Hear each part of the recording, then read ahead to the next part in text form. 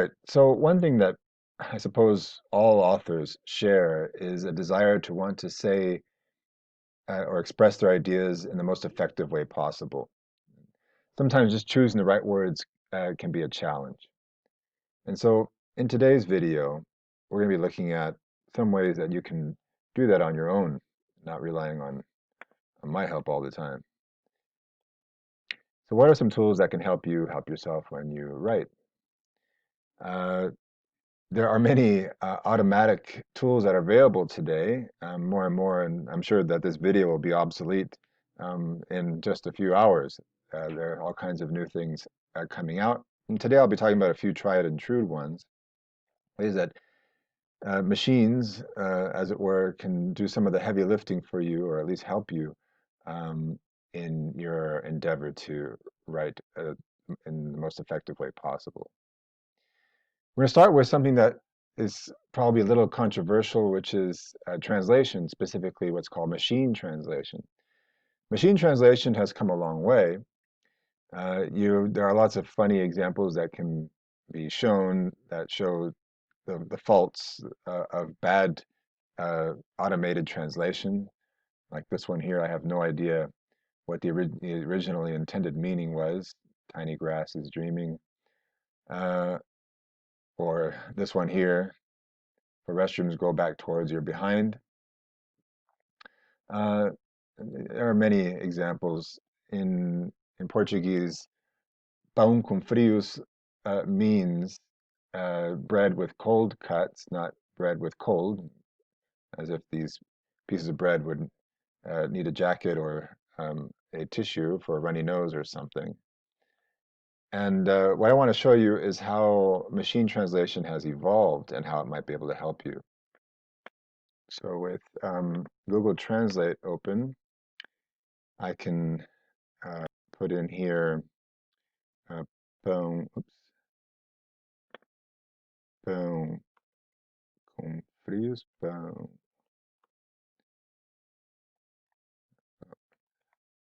let me do, there we go, pão com frios. And as you can see, it's actually translated that correctly. So how is that possible? How has it gotten it so correctly? When the other sign, that funny sign that we saw before, had bread with cold, this has gotten bread with cold cuts. And basically the answer is that machine translation over the years has, through the training of artificial intelligence, has gotten better and better with more and more data. Uh, it's gotten better and better at producing more accurate translation. Now, that doesn't mean that uh, one can easily just translate a poem, for example, or song lyrics. Those will still come out funny. But getting back to the notion that we mentioned in the last video about how formulaic academic language is, because it is so formulaic, it's relatively easy to train machine translation to produce translations that replicate or approximate what a human translator will produce because of that formulaicity that is inherent in academic discourse. So I'm not suggesting that you should just do a Control C and Control V and copy an entire article into Google Translate uh, and expect a good article from that being translated. But it's a it's at least a good tool if you have a question about how to say something or to confirm a suspicion about how to formulate what you want to say to see what Google Translate says. There are other translators too. So another translator, machine translator that I can recommend is one that's called DeepL, which, like Google Translate, is free. And put in the same phrase here. Similarly, I get bread with cold cuts. And what's cool about DeepL is that they also give you some other alternatives. Bread with cold cuts, bread with cold meats as alternatives. So, a possible strategy that you can use if you want to check to see if your suspicion about how to translate something is correct. You want to check how to see what millions of articles, academic articles, have said about a particular, not bread with cold cuts, but whatever term you're wanting to confirm. You can look at two different, pretty reliable machine translators that are free. You could look at, okay, how does Google Translate do it, and what does DeepL have to say, and that can help you. However, again, I don't necessarily recommend you translate a whole article that way. However, if you do happen to want to go down that route of translating a whole document and then conduct what's called post-editing of that translation, you can do that by uploading an entire document, an entire Word document. A lot of people don't know that. And you can do the same thing with DeepL. You can translate an entire uh, article that way automatically and then post edit. Google on its own is also a nice little electronic tool to use to confirm um, your your suspicions about whether uh, something sounds funny or to double check if you're saying something the right way.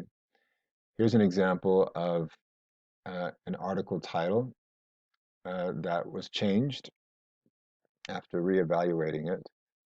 Um, so the original title, as written, was Production of Membranes of Poly. That sounded a bit funny.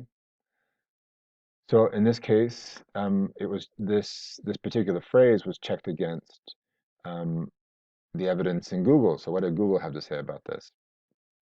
And when this was searched between uh, quotation marks, so as a fixed phrase, you see 21. Google retrieved 21 results.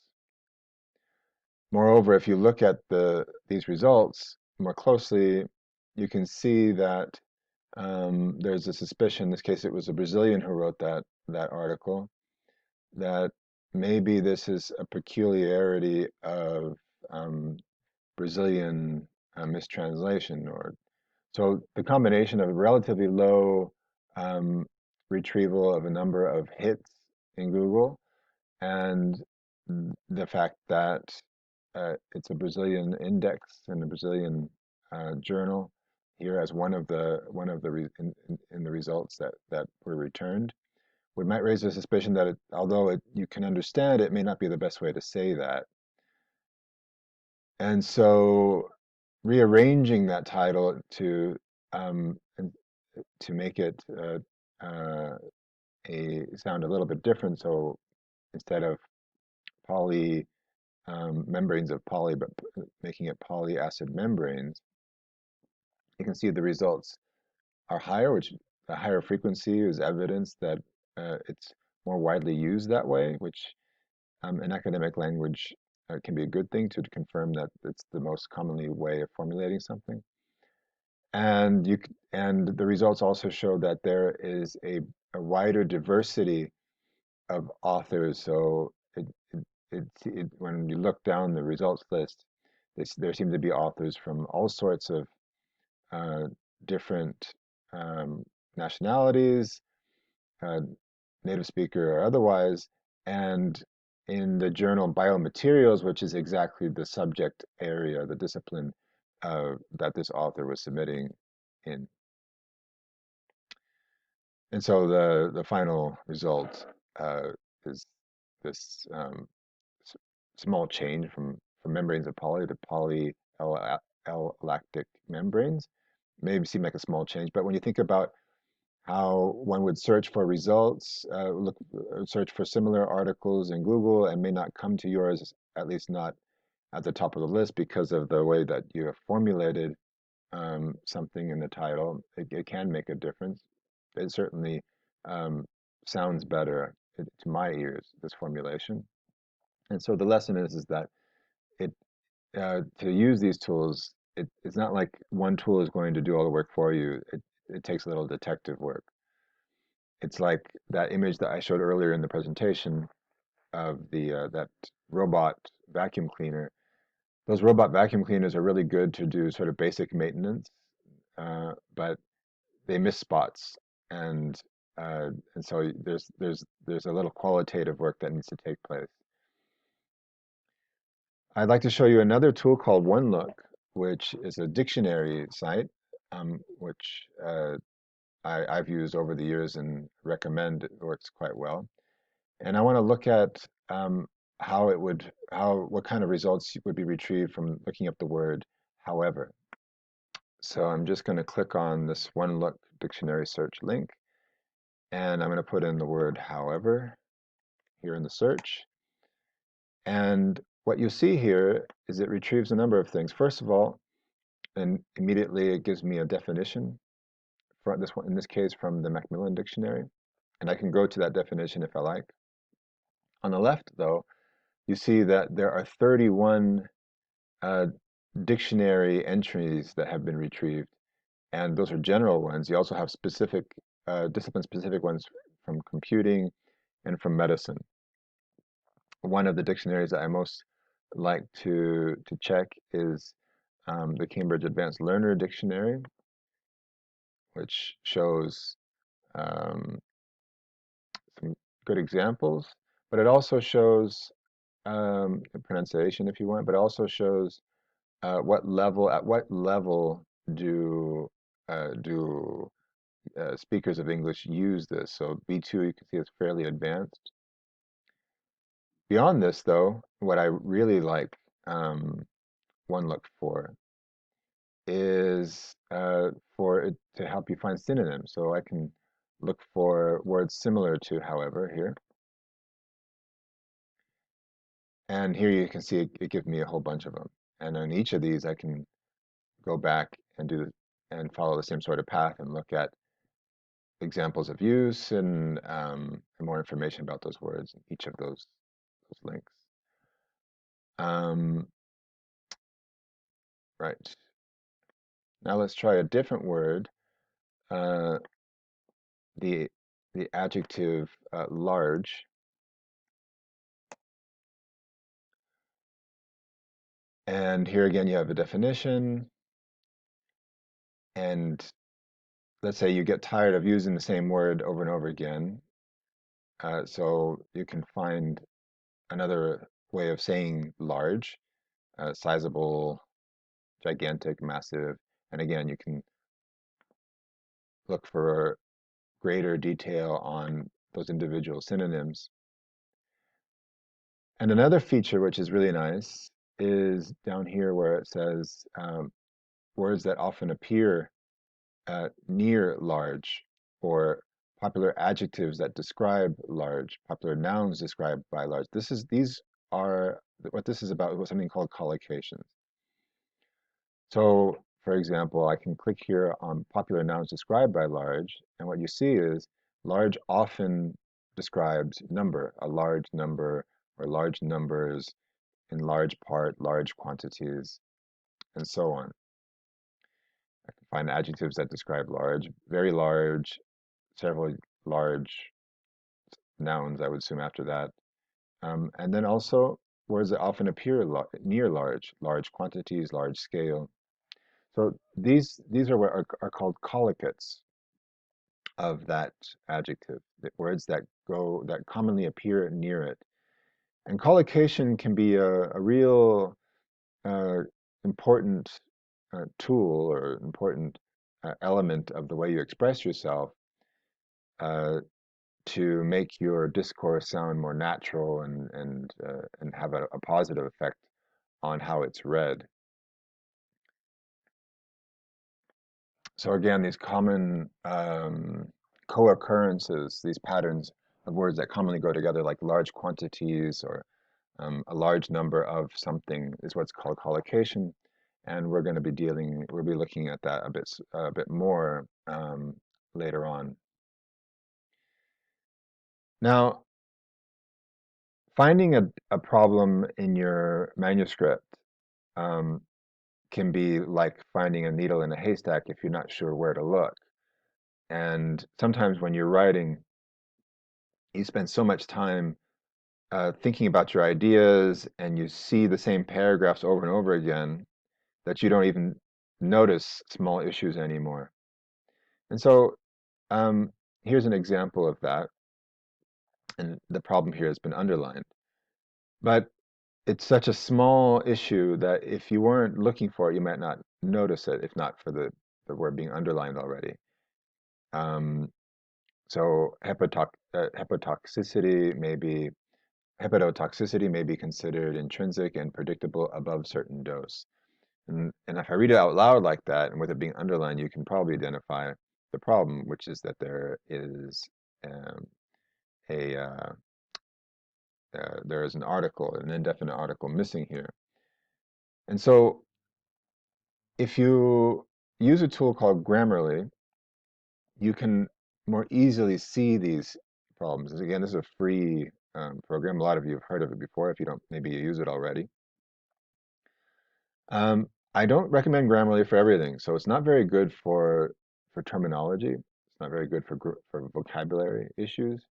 So like here you have an example where it has identified cruisy as or something wrong with it and suggesting crazy.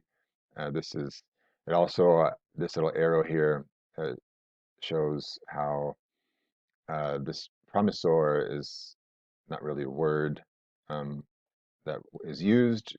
It's been translated. It's been borrowed in this case from Portuguese, and it sounds funny. And so it's not very good for vocabulary issues, but it is pretty good for small grammatical issues that you might miss. Let me show you some more examples. So here in this manuscript that was uploaded, this small little preposition here, group in, it suggested group into, and grouped into three types arguably does sound more natural. And that's something that you might easily miss or not even look twice at if you're looking at a manuscript. Here, in order to shed light, and then the problem, the Grammarly automatically identified in as a problem, and the more used preposition in this case would be on, and Grammarly was very good at quickly identifying that. And so these sort of needles in a haystack in terms of articles and prepositions that you would not normally catch. Again, this doesn't matter if whether you're a native speaker or not, but especially for non-native speakers, this is a way to help you check that out and double check your grammar use. You've put in all the right articles and prepositions. Um, but but again, just like with that metaphor of the robot vacuum cleaner, it does require you to a careful eye to make sure that you that you're not correcting something that's not incorrect um, or making sure that the suggestions are valid ones. So it does require some work on your part. And an example of that is here, as I pointed out earlier, there's an article missing. I know that it's an indefinite article, but if you work from a if you are a speaker of a language that doesn't use an article system like English does, for example, Russian or Japanese, then you might not be sure whether the article is an indefinite or definite article, and here it gives you both options. So that can be confusing. Uh, is it above a certain dose or the certain dose? I know that it's a certain dose, but if you're not certain, then you can use other tools that I've already presented here today. For example, if you put in quotation marks, the phrase above a certain dose, you can see that it retrieves some 732 results. And if I put in above the certain dose, I get nothing. So no matches. So that would be pretty strong evidence that it's should be above a certain dose. It's getting back to the detective work that I talked about with all these tools. Finally, the last thing I would recommend is that you keep a journal handy. It doesn't have to be a physical one, but it can be electronic one on an app on your phone, doesn't matter. Just something that if you really want to improve your language and you want to remember uh, the lessons that you teach yourself through these explorations with these online tools, it's good to make note of them. You might think that you'll remember later on, but keeping a note of these separate vocabulary slash grammar book can be a useful tool later on for you to review. And yeah, have fun with these tools. I hope that they help you. Again, you can't let them do all the work, but they certainly do help out. And if you put on your detective cap, you can get pretty far with these tools.